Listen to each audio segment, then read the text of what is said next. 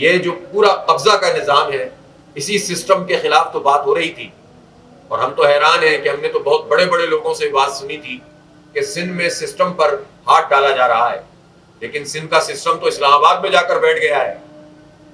تو وہ جو اعلان کرنے والے تھے وہ اب کہاں ہیں، یہ ان کے لیے سوالیہ نشان موجود ہے۔ ہم اپنے اس مینڈیٹ پر قبضہ قبول نہیں کریں گے۔ جس طرح سے خاص طور پر ایم کیو جیسی فاشسٹ تنظیموں کو، دہشت گرد تنظیموں کو طاقت فراہم کی گئی ہے اور پوری ریاستی طاقت کے ذریعے سے انہیں مسلط کیا گیا ہے، یہ چیز پاکستان کے لیے، افواج پاکستان کے لیے، یہ پاکستان کے آئین کے لیے، یہ پاکستان کے اداروں کے لیے کسی صورت میں بھی قابل قبول نہیں ہے۔ جس کو عوام نے مسترد کر دیا ہو ان کو لا کر مسلط کیا جائے، یہ قبول نہیں کیا جائے گا۔ قانونی جنگ بھی لڑ رہے ہیں، سپریم کورٹ میں بھی ہم گئے ہیں، ٹریبونلز میں بھی گئے ہیں۔ الیکشن کمیشن نے تو وہی کرنا تھا جو اس نے کیا، وہ تو ظاہر ہے پہلے بھی اس نے فارم 47 کے نتیجوں کی بنیاد پہ ہی پورا الیکشن کا رزلٹ اناؤنس کیا ہے، اور اس نے تمام آئین قانون کے ضابطوں کی دھجیاں اڑاتے ہوئے ہماری ان درخواستوں کو نمٹا دیا ہے۔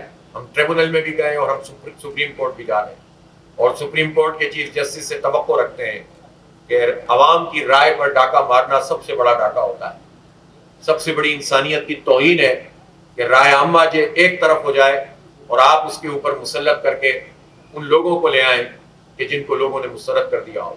لہذا ہم یہ تحریک بھی چلائیں گے اور قانونی جنگ بھی لڑیں گے، اور ہم اپنے شہر کے، اپنے صوبے کے اور پاکستان کے عوام کو اس طرح سے تنہا نہیں چھوڑیں گے کہ جو ہوگنا تھا ہو گیا، اب یہ جو شکاری ہیں یہ تازہ دم ہو کر دوبارہ سے اس پاکستان کو نوچنے لگے، یہ نہیں ہونے دیں گے انشاءاللہ۔ ہم عوام کے ساتھ کھڑے ہوں گے اور عوام سے بھی ہم اپیل کریں گے کہ وہ ہماری اس پوری تحریک میں بھرپور طریقے سے حصہ ڈالیں۔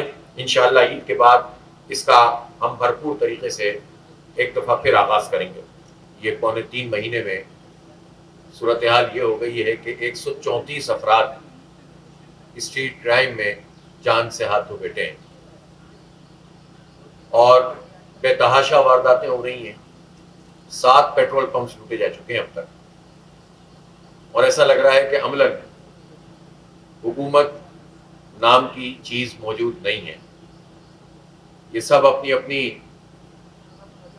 جو ہے وہ حکومتیں بنانے اور جوڑ توڑ کرنے میں مصروف ہیں۔ عوام نے تو ان لوگوں کو کہ جو اس وقت حکومت کے نام پر صوبوں میں اور مرکز میں موجود ہیں مسترد کر دیا ہے، کلیتاً ان کو ریجیکٹ کر دیا ہے، لیکن یہ مسلط بھی ہو گئے ہیں اور نااہلی کا مظاہرہ بھی کیا جا رہا ہے۔ اور آپ دیکھیں کہ اس وقت مہنگائی اپنے عروج پر ہے۔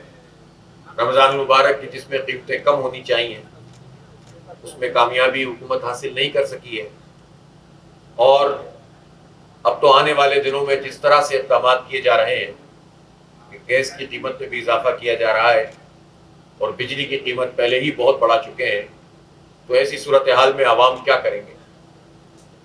اس پر یہ کہ لوگوں کی جان محفوظ نہ ہو، مال محفوظ نہ ہو، عزت آبرو محفوظ نہ ہو، تو کیا کیا جائے؟ صرف آئی جی کے بدلنے سے کہ اپنے پسند کا آئی جی پھر لگا دیا جائے اور اپنی مرضی کا نظام پورا بنا لیا جائے، اس سے مسئلہ حل نہیں ہوتا۔ اب آئی جی صاحب تشریف لائے ہیں، غلام نبی میمن صاحب، ہم ان سے یہی مطالبہ کرتے ہیں کہ وہ فوری اقدام کریں، شہریوں کو تحفظ فراہم کریں، اور پورا سندھ اس وقت ڈاکوؤں کے رحم و کرم پر ہے۔ پکے میں بھی ڈاکو ہیں اور کچے میں بھی ڈاکو ہیں، ڈاکو راج ہے عملاً۔ اس وقت صورتحال یہ ہے کہ آپ صوبہ سندھ میں جب اپر سندھ کی طرف جاتے ہیں تو پورا علاقہ کشمور سے لے کر آگے تک پنجاب کے بارڈر تک ڈاکوؤں کے راج میں ہے، کوئی ان سے پوچھنے والا نہیں ہے، وہ لوگوں کو اغوا کر لیتے ہیں، بسوں کے ڈرائیوروں تک کو اغوا کر رہے ہیں، اور انتہائی غیر محفوظ لوگ سمجھتے ہیں۔ مسئلے کا یہ حل نہیں ہے کہ آپ رات کو لوگوں کی آمد و رفت پر پابندی لگا دیں، آپ موٹر ویز بند کر دیں، آپ شاہراہیں بند کر دیں۔ مسئلے کا حل یہ ہے کہ ڈاکوؤں کے خلاف آپریشن کریں، فوج کو استعمال کریں، رینجرز کو استعمال کریں، پولیس کو استعمال کریں۔ لیکن جب تفصیلات میں جاتے ہیں تو پتہ چلتا ہے کہ یہ ڈاکو راج حکومت میں بیٹھے ہوئے ڈاکوؤں کے بغیر نہیں چل سکتا۔ اب آئی جی صاحب تشریف لائے ہیں، غلام نبی میمن صاحب، ہم ان سے یہی مطالبہ کرتے ہیں کہ وہ فوری اقدام کریں، شہریوں کو تحفظ فراہم کریں، اور پورا سندھ اس وقت ڈاکوؤں کے رحم و کرم پر ہے. پکے میں بھی ڈاکو ہیں اور کچے میں بھی ڈاکو ہیں. ڈاکو راج ہے عملاً. اس وقت صورتحال یہ ہے کہ آپ صوبہ سندھ میں جب اپر سندھ کی طرف جاتے ہیں تو پورا علاقہ کشمور سے لے کر آگے تک پنجاب کے بارڈر تک ڈاکوؤں کے راج میں ہے.